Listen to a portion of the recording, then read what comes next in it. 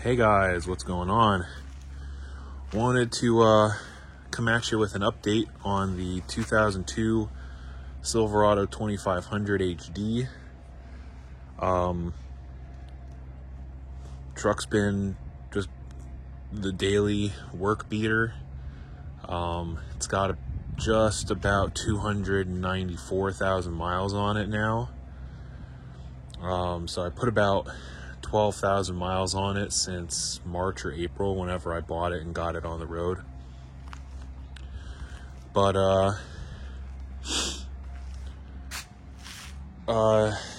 it's been going really good. But last week I finally had to break down and pop the intake off.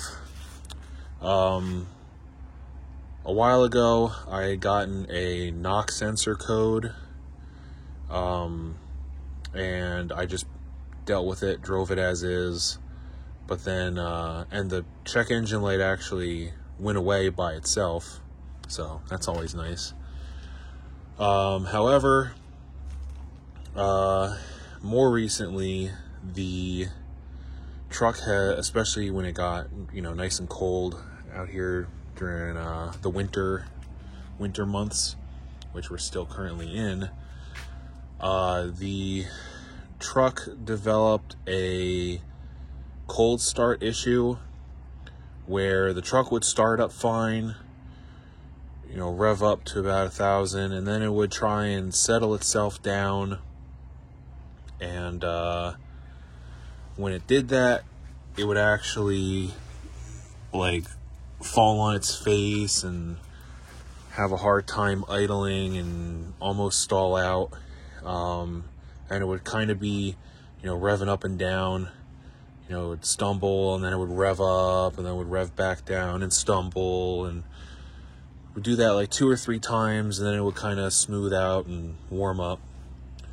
But what really had me break down and pop the intake off was I developed a pretty serious oil leak while it was running. The back of the engine dripping off the transmission. It would, leave a drip or two here after it was parked for a while, but lately it was actually leaving a puddle while it was running. So the second that I would park, there would be oil dripping under it, and I could actually look and see the oil dripping as I was driving, like pulling into a parking lot or parking space. So that's no bueno. So pulled the intake off.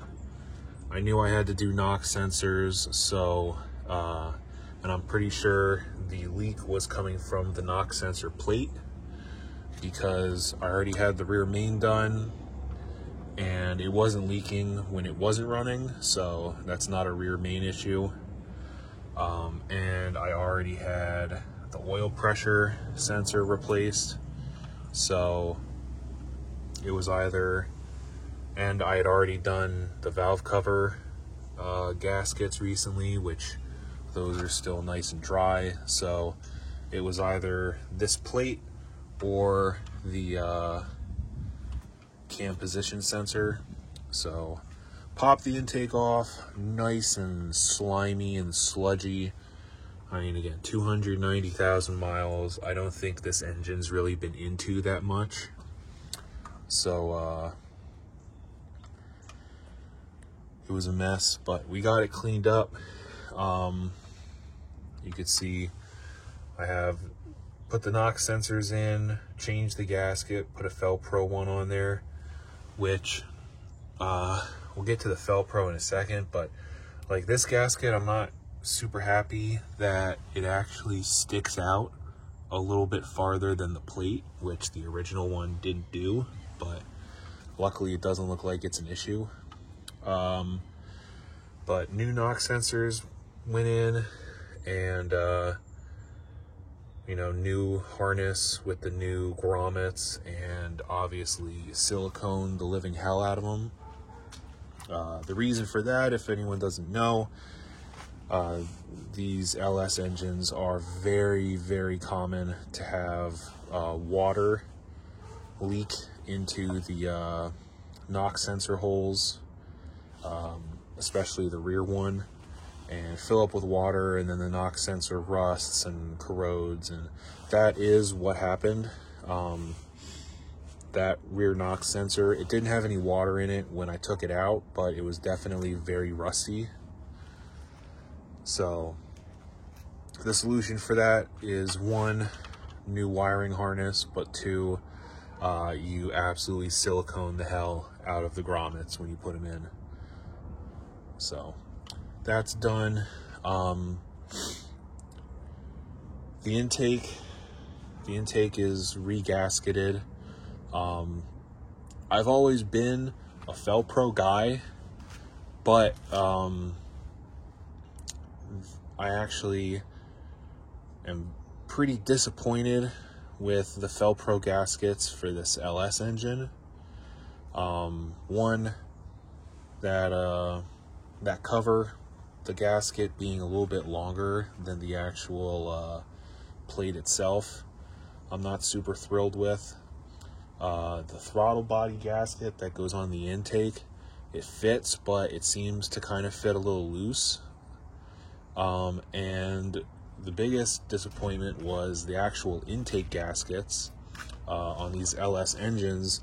They actually clip onto the intake, and the Fel-Pro one, the end clips were like too wide, so they weren't actually clipping on, so they were just popping back off, and that's no bueno.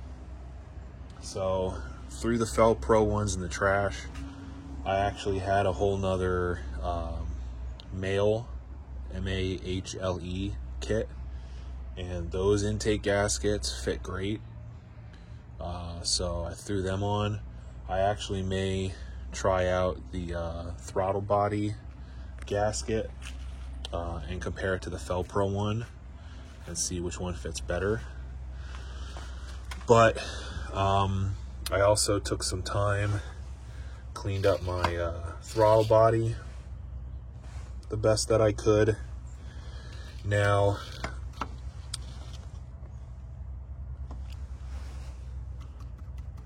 with these engines, they are very prone to burning oil. So you have this hose, which is what they call a fresh air hose, and that plugs in here. And then you have your PCV hose, which plugs in on the top of the intake.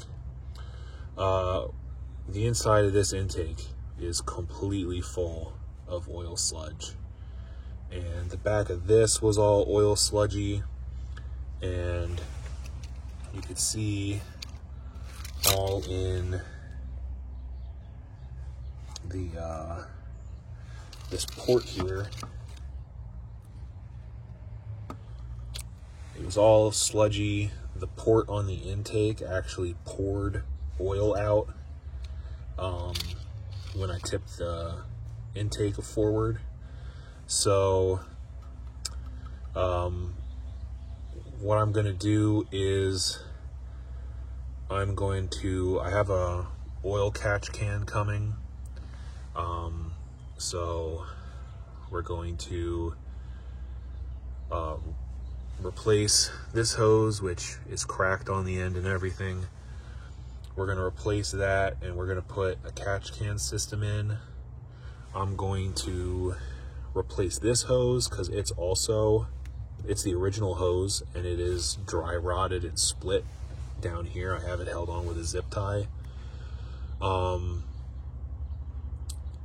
going to wind up routing this hose up and teeing it into the hose going into the catch can, and then run the outlet to the top here.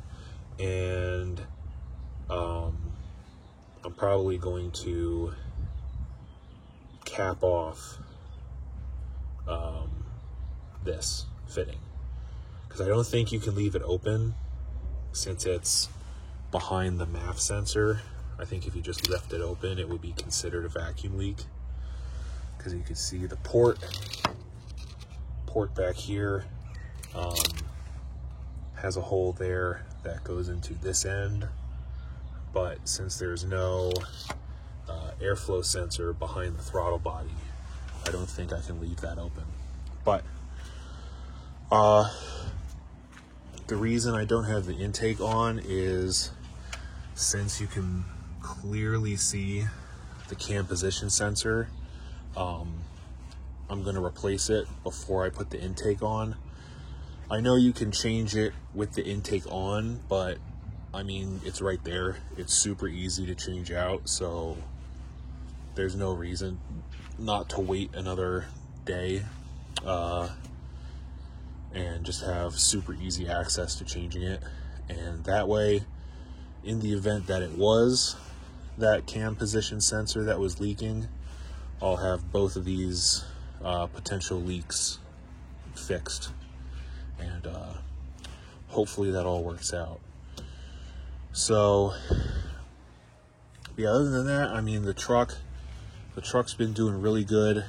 It's super fun to drive. I love driving it. I actually can't wait to get it fixed so I can get back to using it as the work daily. But I also want to make sure that it's not leaking oil everywhere. So that's what's been going on with the truck. Just a quick update. I mean, besides the engine work, literally nothing else has been going on with it. Nothing's changed on it. It's just get in, go to work, do work, come home. So yeah, there's the update, and I will see you guys later.